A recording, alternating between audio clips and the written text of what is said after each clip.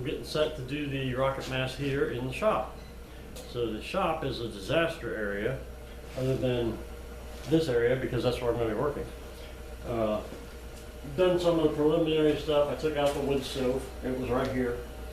I'm going to leave this shield in. I got to put some more shielding along the bottom here. And then the bench will be along here. And the pipe will be, this is the flue. It's not hooked up to anything right now. And yes, I'm using galvanized, but the exhaust gases on these type of stoves are well below the 700 and some odd degree temperatures it takes to burn galvanized. I mean, we're talking 200 max, so I don't think that's going to be an issue. If it is, I can always replace it with black pipe, so we'll see. And then over here, you can just see the top of it right now, but I'll pan you around here in a second. But this is the mock-up of the core. I need one more level of brick for the riser, but I have to get some more brick because that's all I've got at the moment. And these are full-size fire bricks. They're not the thin ones. They're the actual full-size ones. That's what I have, so that's what I'm going to use. I have access to these for free, so that's my best option. I still have to mark out where my core is going to be and where the barrel is going to be, and then get everything laid out. But everything that I've researched says to start with your chimney and work backwards, because then you know exactly where the chimney is and where you need to put the barrel in relation to it and all this good stuff. So I bought the Rocket Mass Heaters Builder's Guide from Erica and Ernie. I don't know if it's Wisner or Weisner. I've heard both. But anyway, excellent material, and pretty much I'm following what they're saying in that book, because I know they've built like 700 of these things, and so they're the best source I've got. I also bought the 4 DVD set from Permies.com that has Eric and Ernie building a couple of different rocket mass heaters, and then it has like a whole bunch of information. I mean, it's definitely worth the money.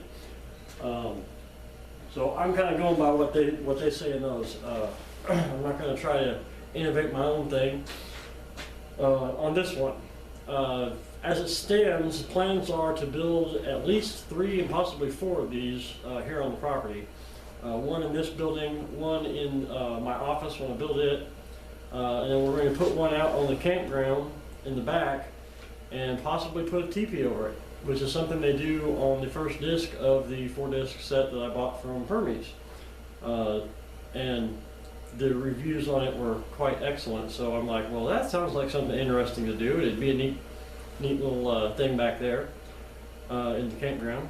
And then I'm possibly going to put one in the blacksmith shop. It would be on the other side of the shop from the forge and stuff. Not that it would interfere with the forge, but they're so big, I don't have any other place to put it in there. So we'll see how that works out. That one's still kind of up in the air. I haven't fully decided yet. But I just wanted to give you guys a little update. I'm going to walk you around a little bit and show you what's going on over here, and then that's pretty much it for today. I might get started building today, I might not. It's a high of 15 degrees today, so really working with clay slip and perlite to do my insulation that goes underneath the core might be a little challenging, because it might freeze before I can actually get it to dry up. I need to keep it warm enough to thaw, or warm enough to dry for long enough that I don't have an issue with the box shifting once the stuff dries out. So we'll see how that's going to work out. But for now, I'm going to show you what's going on here, and we'll go from there. So I'm doing a simple run on the bench. I've got cleaning out down here. I'm probably going to be adding one in here. I haven't got the key for it yet, but anyway, the heater core will be sitting somewhere in here. I started to draw, I don't know if you can see the little dotted line there, but I started to draw where the bench was going to, or where the barrel was going to be, and then realized that I'm going to have to move it farther that way, which is fine. I just didn't realize that when I started drawing it. Anyway, so the bench is going to be along here. I'm putting up plywood forms, and I'm going to use a limestone and actually build up the outside walls of the bench, and then the pipes will go into it, and we'll build that up inside with the cob and more chunks of limestone for my mass. And then of course it turns up here, and this will be connected to that up there where it goes out the wall. Now ideally you don't run these chimneys outside, you should run it all the way inside, but in my particular case this is going out to an insulated chimney. Let's see where, there you go. That's going out to an insulated chimney, and since it's an insulated chimney I think I'll be okay. Besides just standing underneath here smoking a cigarette, the smoke was wafting up and getting sucked out of that thing, so I've got plenty of draw. So anyway, for now I'm relegated to propane heat in a very limited area. So here's the core. Of course this is going to be the firebox here, the fire for the wood feed, and then the firebox is the channel underneath, the fire tunnel I guess. And then my stack of bricks to make the riser. I'm going to insulate it with perlite and clay slip because I can't afford the wool, the ceramic wool blankets. We'll see how that works out. It's one of these things where if it doesn't work I can always tear it apart. It's a dirty job, but okay, let's try that again. My battery just died and I had to plug the camera into a cord, but anyway, it is one of those things where if I have to, I can tear it apart, pull the perlite clay slip off, or wrap it with a blanket when I can afford it. It's a dirty job, but I really don't want to have to do that, so I'm hoping it works just fine. But again, it is one of the options they give in their book, so I'm going to follow it as closely as possible and turn this thing into one badass heater is the idea.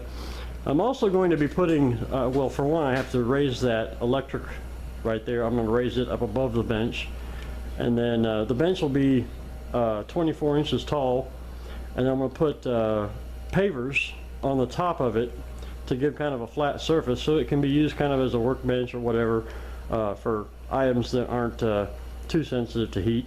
I mean, the top of the bench should reach about 170 or so degrees. From what I've gathered, we'll find out.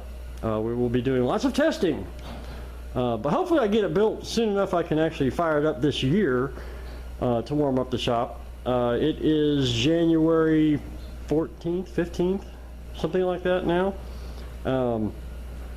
So my winter here usually ends, I mean the coldest part of the winter ends about mid-February, and I might need heat on a few days up until about mid-March, but it won't be near as bad as it is now, because it's like a high of 15 today and a high of 7 tomorrow, so I'm not looking forward to that. Anyway, so yeah, this is starting to happen. I've been promising it for the last couple of videos, and now it's going to happen. So if you're not subscribed and you'd like to see one of these built, subscribe, and make sure you click on the little notifications bell, because these videos, once this thing starts rolling, these videos will be coming out pretty quick. I pretty much plan to work all day and edit all night, and if I get some sleep that'll be great, but I don't count on it. Anyway, thanks for watching, y'all. We'll see you in hopefully a day or two. Bye.